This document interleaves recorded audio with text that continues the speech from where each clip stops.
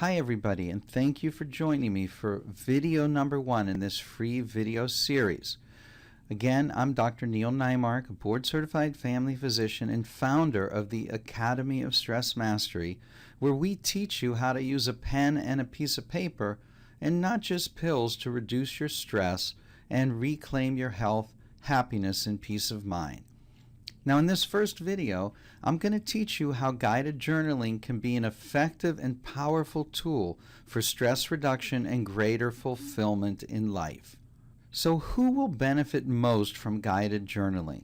Well, if you're suffering from any stress-related health issue, including everything from anxiety to arthritis, ADD to autoimmune disease, insomnia to irritable bowel syndrome, recurrent back pain to recurrent bronchitis, or from diabetes to depression, then guided journaling is going to help you. Who else will benefit? Well, anybody who's dealing with any of the following situations will definitely derive great benefits from guided journaling. For example, if you're facing a new illness or trying to make sense of a difficult relationship, maybe dealing with a diagnosis of cancer, or perhaps you're just struggling with recurrent negativity or stress in your life. You may be suffering from chronic pain, lots of anxiety, worry, or depression, or you may just be seeking personal growth and spiritual awareness. In all these cases, guided journaling can help you find more fulfillment in your life. Now, what are the benefits of guided journaling? My feeling is if you're not completely satisfied with your life and your job or your relationship, if you want more peace of mind, more joy in your relationships, maybe more purpose and direction in life, you want a greater strength of character to handle life's difficulties, or just freedom from depression, stress, or pain, then guided journaling is going to help you. So let me first address this question. What is guided journaling? Well, it's really the process of writing your thoughts, feelings, wants, and needs down on paper, but not in a random fashion. Rather, in response to specific questions, sentence stems, or guided processes that actually guide your writing in a way that takes you from your emotional pain, stress, or confusion to a place of clarity and understanding. So guided journaling is really more than just keeping a diary. Now, why is this so important? Because having the right questions, sentence stems, or guided processes in place is like having a wise mentor, therapist, or guide working with you to help you understand the deeper questions and layers of complexity behind your emotional distress and upset.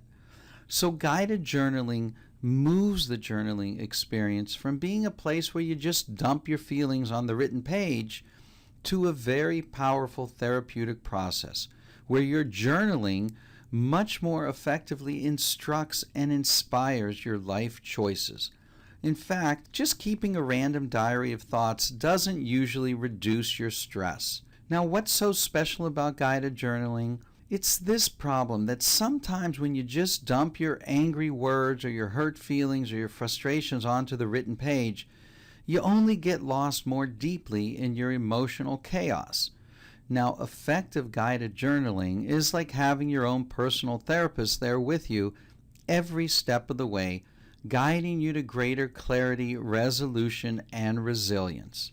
I mean, let's face it, life's problems are often complex, and they go multiple levels deep, and without some guidance, you can easily get lost in all the emotional confusion. It's not that there's no value in just keeping a diary or recording your random thoughts. It's just that for powerful results in stress reduction, it just works better to have guidance through your emotional healing process. Let me ask you a question.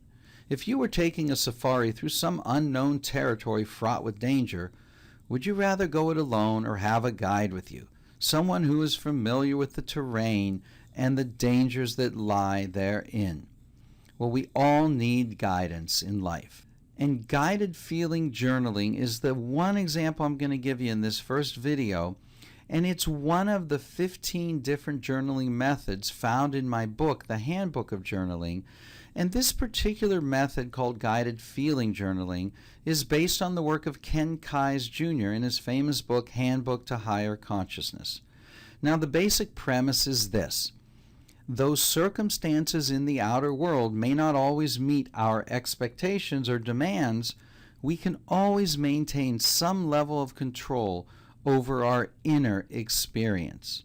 This method of journaling requests that you ask yourself these 4 questions. So the next time you experience ET, or emotional tension in life, ask yourself these questions and record your thoughts. Number 1, what am I feeling now? Number 2, what events led me to feel this way? Number 3, how do I wish things had gone? And number 4, if things had gone the way I wanted them to, what would I be feeling now? Now, let me give you a real-life example so you can apply these questions and see how it works. Now, one time, my son Chris, he was about 16 at the time, he's an adult now, he had done something that really upset me, and I got upset with him and yelled at him without first completely understanding the circumstances behind his actions.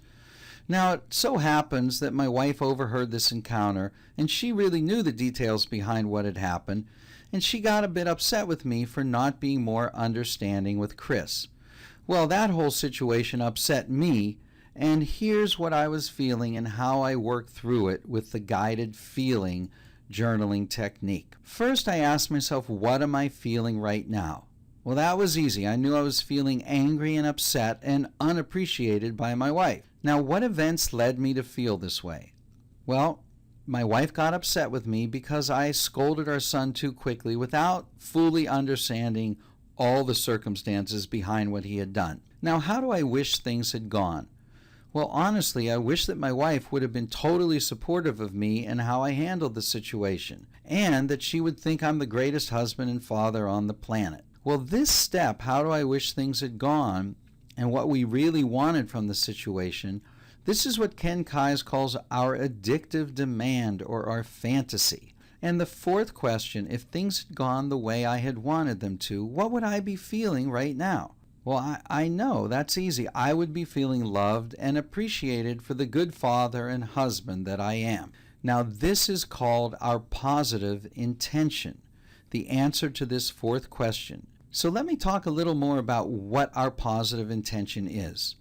Our positive intention is the way we would feel inside, our inner experience, when the addictive demands that we have or the fantasies that we have are met. In this example, my positive intention is to feel loved and appreciated for being a good father and a husband. And we must realize that these internal feelings are always available to us whether our external fantasy is met or not. In other words, our positive intention is always available to us because it's an internal feeling, and it doesn't rely on what happens externally. Well, too often, in life, we let external events or other people's opinions of us too readily define us and rob us of our peace of mind and fulfillment in life. Now, to some degree, it's critical to our personal growth and character development that we be aware of how our behavior causes others to respond and react. But first, be a person of character and chosen values, and then let your behaviors derive from those inner values, not from other people's opinion of you. So it's important that we don't let others' opinions of us define who we are. We all want and need to be loved and accepted, that's for sure. But we have to remember that other people have their own stuff they're dealing with, and others may not be able to appreciate and accept us for reasons that have nothing to do with our own inherent worthiness. And when the outside world refuses to meet our demands or expectations, we need not compromise our sense of who we are and what we value. So how can we get our positive intentions met? Well, let me go back to the example. Now that we've identified my addictive fantasy, that my wife would be totally supportive of me, and how I would like to feel inside, which is loved and appreciated, there's one big question to ask. How can we get our positive intention met even when our addictive fantasy is denied us? In other words, is there a way I can internally allow myself to feel loved and appreciated. That's my positive intention, even though my wife is upset with me. That's the fact that my fantasy wasn't met, because my fantasy is that my wife would just love every little thing I do.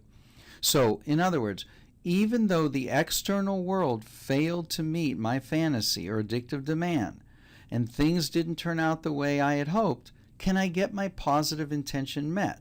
That positive intention is how I want to feel inside, which is loved and appreciated. Because when we focus on how can we get our positive intention met, even when our addictive demands or fantasies are not met, look what happens. It gives us back our personal power, and it puts our inner peace back in our control. Why? Because we're not allowing other external events or other people's opinions of the situation to rob us of our own inner peace, happiness, and fulfillment. So it's very important that we focus on how we get our positive intention met, especially when addictive demands or fantasies are not met. Hey, it's easy to get our positive intention met when everything goes our way, right? When our fantasy is met. But when it's not, we can't give away our personal power and let other people's opinion determine how we're going to feel. So, can I get my positive intention met? Well, in other words, is there a way I can, inside of myself, allow myself to still feel loved and appreciated, even though my wife's upset with me at this moment? Well, yeah, of course there is. And here's how. I can realize, for example, that her upset with me is only temporary.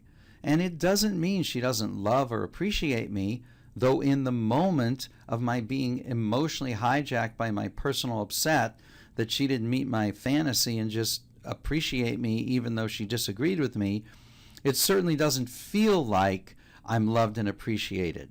But it's a temporary situation. And I can also come to realize that I can't control my wife's response to me. I mean, the only thing I control is my response to the situation. So now let's go back to the relationship.